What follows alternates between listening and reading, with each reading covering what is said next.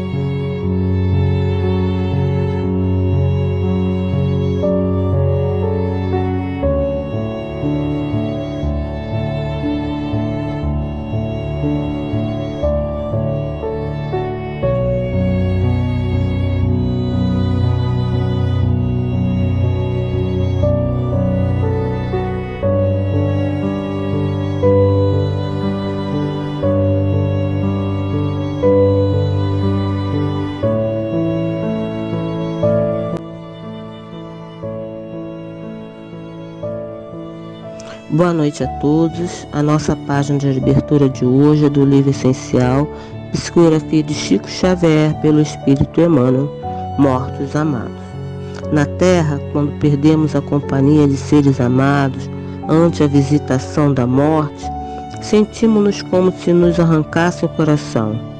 Ânsia de rever sorrisos que se extinguiram, fome de escutar vozes que se emudeceram, e basta às vezes tudo que se nos resta é um veio de lágrimas com evasão pelas fontes dos olhos.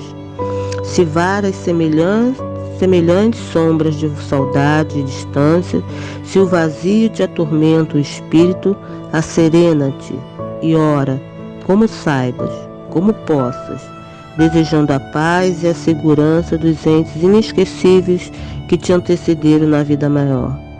Lembra a criatura querida que não mais te compartilha das experiências no plano físico, não por pessoa que desaparecem para sempre, e sim a feição de criatura invisível, mas nem de todo ausente. Os que remaram para outros caminhos também lutam e amam, sofrem e se renovam. Enfeita-lhes a memória com as melhores lembranças que consigas enfileirar e busca tranquilizá-los com o apoio de tua conformação e teu amor. Se te deixares vencer pela angústia ao recordar-lhes a imagem, sempre que se vejam em sintonia mental contigo, suportarão angústia maior, de vez que passam a carregar as próprias aflições sobretaxadas com as tuas. Chora quando não possas evitar o pranto que se derrama da tua alma. No entanto, converte, quando possível, as próprias lágrimas em bênção de trabalho e prece de esperança, porquanto eles todos te ouvem o coração e aguardam sequiosos de se reunirem contigo na vida superior, para reencontro no trabalho do próprio aperfeiçoamento, na certeza do amor sem adeus.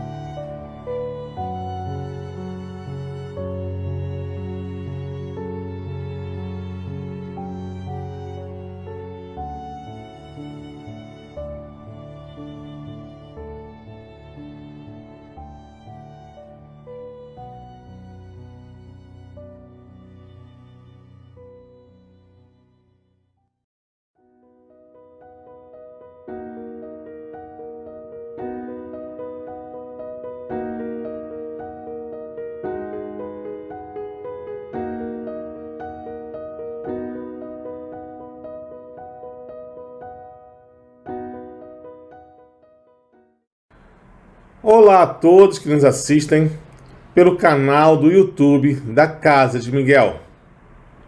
Bem-vindos às reflexões da nossa casa, à luz do Espiritismo. E que a paz do nosso bondoso Pai nos acompanhe nesta nossa reunião de hoje. E que as nossas mentes e corações estejam abertos para compreender as reflexões que aqui serão comentadas e que possamos receber os remédios necessários para o nosso conforto e equilíbrio. Meu nome é Renato Ferreira e sou trabalhador da Casa de Miguel. Hoje iremos fazer uma reflexão a respeito do tema Pecado por pensamento, adultério, que se encontra no Evangelho segundo o Espiritismo, no capítulo 8, itens 5, 6 e 7.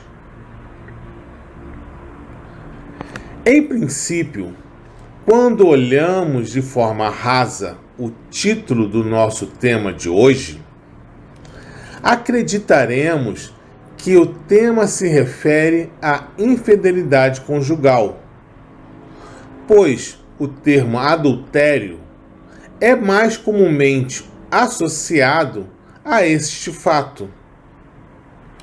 Porém, quando analisamos com mais profundidade e ampliamos a nossa visão, iremos perceber que a palavra adultério também pode ser empregada com o significado de corrompido ou de algo que se corrompeu ou se corrompe. Com esta ideia em mente, vamos ler o que Mateus deixou registrado em seu Evangelho no capítulo 5, versículos 27 e 28. Assim está escrito: ouviste o que foi dito aos antigos: não cometereis adultério. Eu, porém, vos digo que aquele que houver olhado uma mulher com mau desejo para com ela, já em seu coração cometeu adultério. Jesus, em sua grande sabedoria e amorosidade, ampliou os conceitos descritos nos mandamentos trazidos por Moisés, pois o povo, à sua época, já detinha mais conhecimento e maturidade para poder compreender ideias que tocavam mais ao coração. E não foi de forma diferente que ele tratou o 7º mandamento. Jesus queria mostrar que não somente o ato consumado é errado, mas que o pensamento de algo errado também é errar. E aí vamos nos aprofundar nesta questão do pensamento. O que é pensamento? É certo que é algo que surge de dentro de nós e que é dirigido pela nossa vontade. O pensamento é força viva que atua no ambiente em que produzimos e, algumas vezes, muito além do que imaginamos. Por estarmos mergulhados na matéria, temos a tendência de achar que aquilo que não vemos, tocamos ou sentimos fisicamente é algo abstrato e sem importância. Mas devemos lembrar que somos espíritos encarnados e que vivemos mergulhados em energia. Energia esta em que atuamos e dela sofremos influência. Emmanuel, no livro Pão Nosso, psicografado por Francisco Cândido Xavier, no capítulo 15, intitulado Pensamento, nos traz a seguinte reflexão: todas as obras humanas constituem a resultante do pensamento das criaturas. O mal e o bem, o feio e o belo, viveram, antes de tudo, na fonte mental que os produziu, nos movimentos incessantes da vida. Aqui, ele nos mostra que todas as obras humanas surgiram devido a terem sido, em primeiro lugar, criadas em nossas mentes. Emmanuel, em outra bela obra, Pensamento e Vida, também psicografada por Francisco Xavier, define o conceito de pensamento como sendo resultado da união da emoção com o raciocínio, como podemos observar nestas palavras contidas no livro. Definindo-a por espelho da vida, aqui no caso, Emmanuel está falando da mente do espírito. Reconhecemos que o coração lhe é a face, isto é, a emoção e emotividade, e que o cérebro é o centro das suas ondulações. Aqui no caso é a razão, o raciocínio, gerando a força do pensamento que tudo move, criando e transformando, destruindo e refazendo para acrisolar, que é purificar, aperfeiçoar espiritualmente e sublimar. Portanto, o pensamento é força que movimenta o que está em nós e ao nosso redor. É força criadora que se materializa nas palavras e ações que damos vazão. E conforme a movimentamos, conforme a materializamos, estaremos criando o ambiente em que nos movimentamos, nos deparando as boas ou más projeções por nós mesmos geradas. É muito interessante este raciocínio, pois nos mostra o quanto devemos cuidar do que pensamos. O pensamento criado por nós tem vida e viaja conosco, e sua duração será conforme o alimentamos. E reforçando o que foi dito, Emmanuel fala que pensar é criar.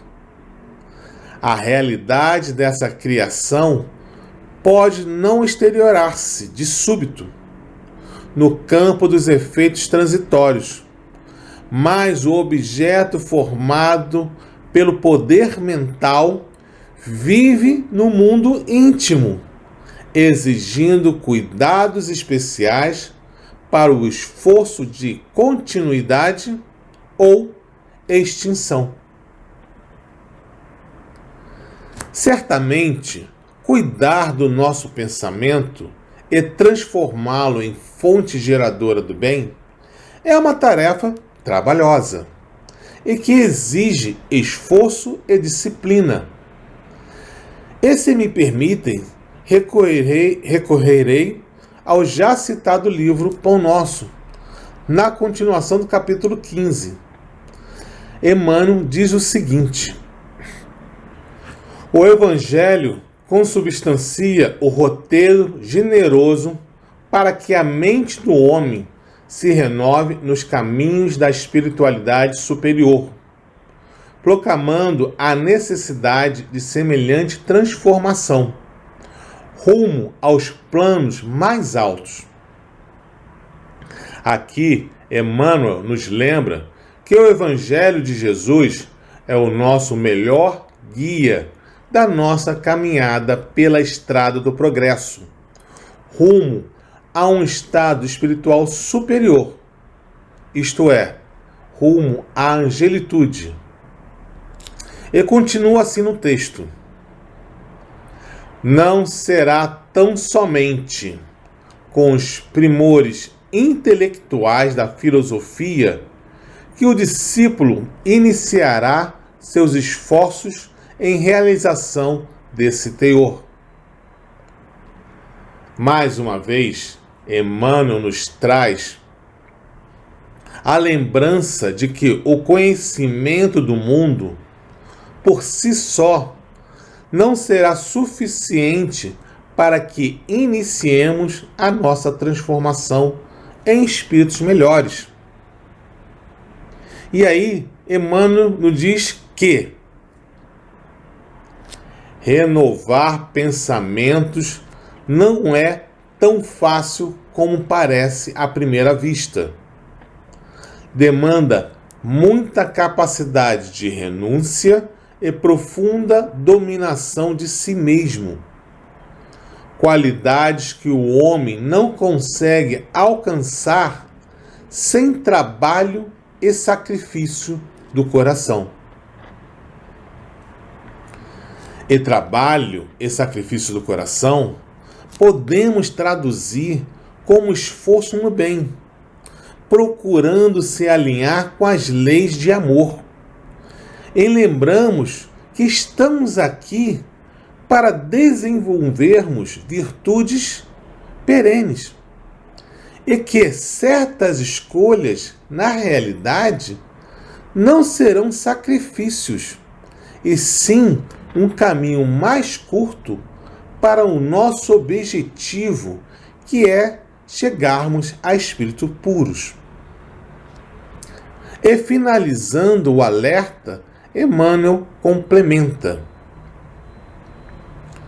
é por isso que muitos servidores modificam expressões verbais, julgando que refundiram pensamentos.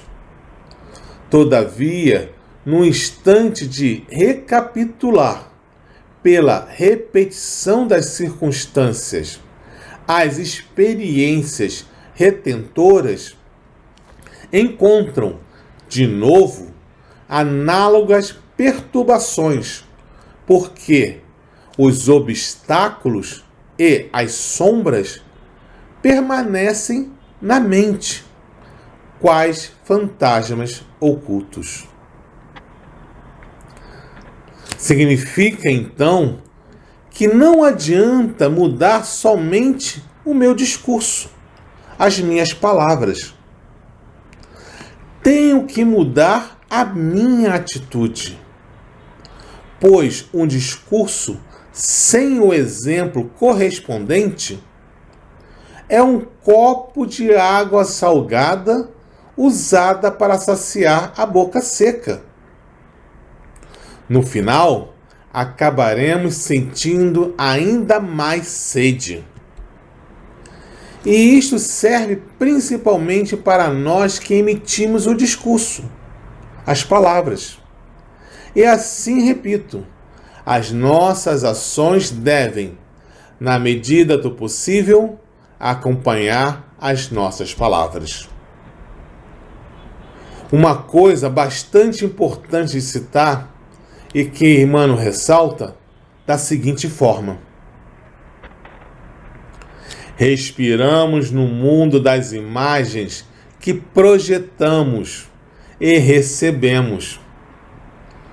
Por elas, estacionamos sob a fascinação dos elementos que provisoriamente nos escravizam e, através delas, incorporamos o influxo renovador dos poderes que nos induzem à purificação e ao progresso.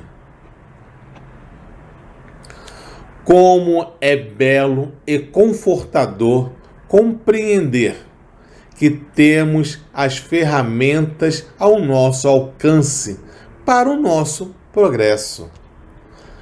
Da mesma forma que devemos compreender que podemos utilizá-las de forma a nos fazer demorar em um estágio de sofrimento. Como Emmanuel disse, respiramos no mundo das imagens que nós criamos e damos vida. Da mesma forma que entramos em contato com imagens criadas pelos que estão à nossa volta. Cabe somente a nós escolhermos aquelas imagens que nos ajudarão a nos renovar e, por consequente, progredir. Essas escolhas dependem de um impacto determinante. Segundo Emmanuel, esse impacto determinante se chama vontade. Emmanuel também, no livro Pensamento em Vida, faz uma analogia muito interessante. para que possamos compreender o papel da vontade em nosso dia a dia. E assim ele fala: comparemos a mente humana, espelho vivo da consciência lúcida. Como é interessante a forma dele falar a respeito da mente humana, mostrando que a mente humana é um instrumento do espírito imortal, pois sendo um espelho, a mente irá refletir. Quem? A consciência lúcida, que é o espírito imortal. E aí esta mente segue, como Emmanuel diz, comparada a um grande escritório, subdividido em diversas seções de serviço. Aí possuímos o departamento do desejo, em que operam os propósitos e as aspirações, acaletando o estímulo ao trabalho. O departamento da inteligência, dilatando os patrimônios da evolução e da cultura. O departamento da imaginação, amealhando as riquezas do ideal e da sensibilidade. O departamento da memória, arquivando as súmulas da experiência. E outros, ainda, que definem os investimentos da alma. Acima de todos esses departamentos, surge o gabinete da vontade. A vontade é a gerência esclarecida e vigilante, governando todos os setores da ação mental. Como Emmanuel, de forma simples e com um poder de síntese fenomenal, descreve algo que ainda é tão abstrato para nós.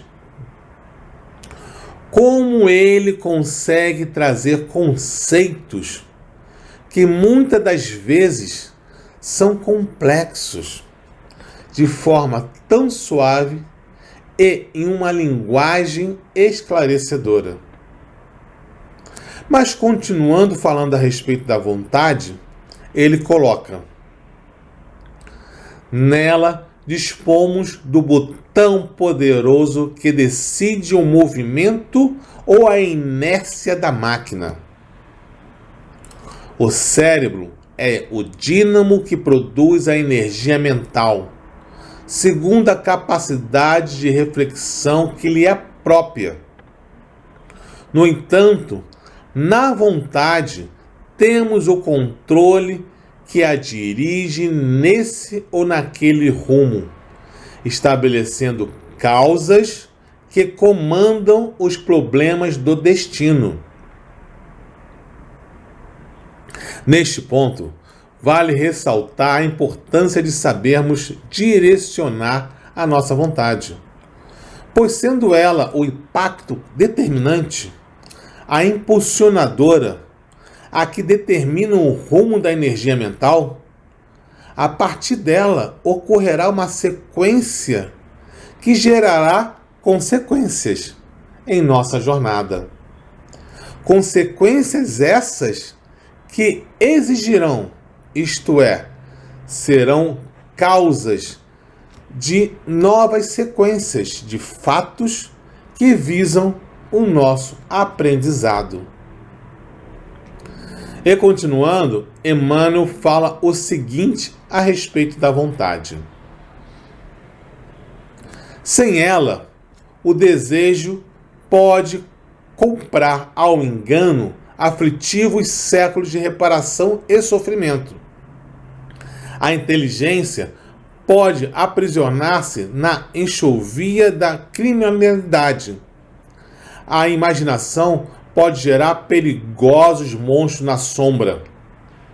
E a memória não obstante fiel à sua função de registradora, conforme a destinação que a natureza lhe assinala, pode cair em deplorável relaxamento. Só a vontade é suficientemente forte para sustentar a harmonia do espírito. Quando utilizamos a vontade como mola propulsora de nosso progresso, explorando toda a sua força na direção do bem, estaremos dando passos significativos na direção da angelitude. E lembremos que esta caminhada é trabalhosa, solitária, mas solidária. Por tudo isto que falamos a respeito do pensamento e da vontade, devemos entender que somos responsáveis por tudo aquilo que criamos. E o pensamento, por ser uma criação nossa, é de nossa responsabilidade também. Pois, como diz Kardec no Evangelho segundo o Espiritismo, a verdadeira pureza não está somente nos atos, está também no pensamento. Porque aquele que tem puro coração nem sequer pensa no mal. Foi o que Jesus quis dizer. Ele condena o pecado, mesmo em pensamento, porque é sinal de impureza. E para finalizar a nossa reflexão de hoje, gostaria de novamente citar Emmanuel, que nos brindou com o já citado livro Pensamento e Vida. Este livro, informa ele, é uma cartilha que a espiritualidade utiliza nas tarefas junto aos companheiros que estão em trânsito para o berço, isto é, aqueles espíritos que irão reencarnar. E Emmanuel faz o seguinte comentário em seu prefácio.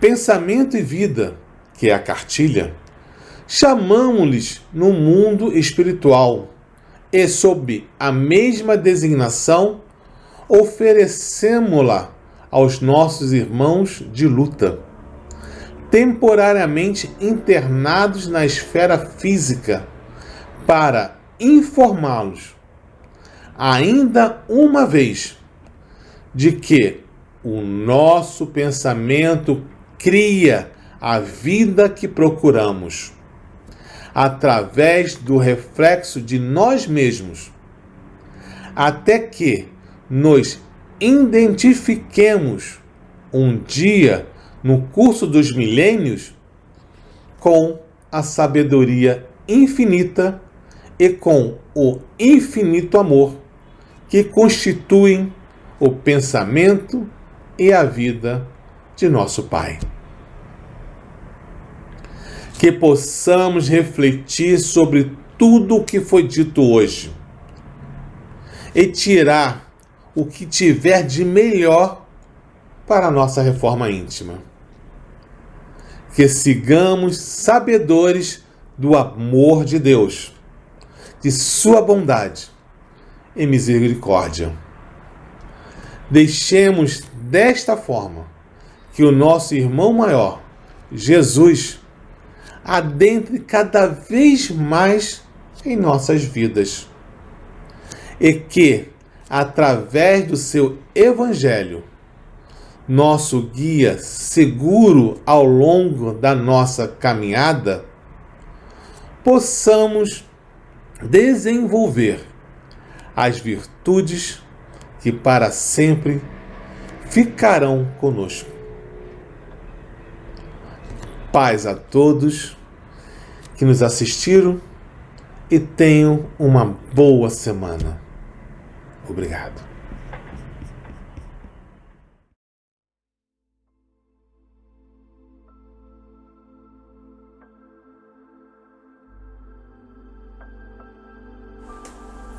Obrigado, Pai, por mais uma vez aqui estarmos. Obrigado pelas vibrações que nos envolveram nesta noite. Que essas vibrações possam ter acalentado os corações que ainda sentem a partida dos seus entes queridos. Que as nossas preces também possam envolver todos aqueles que desencarnaram e que não tem quem peça por eles. Obrigado, Pai. Que essas vibrações também possam envolver todos aqueles que aqui ficaram e que ainda sentem a dor da partida de seus entes queridos. Obrigado, Pai. Que possamos seguir em paz e que tenhamos uma semana de conforto para os nossos corações. Obrigado e que assim seja.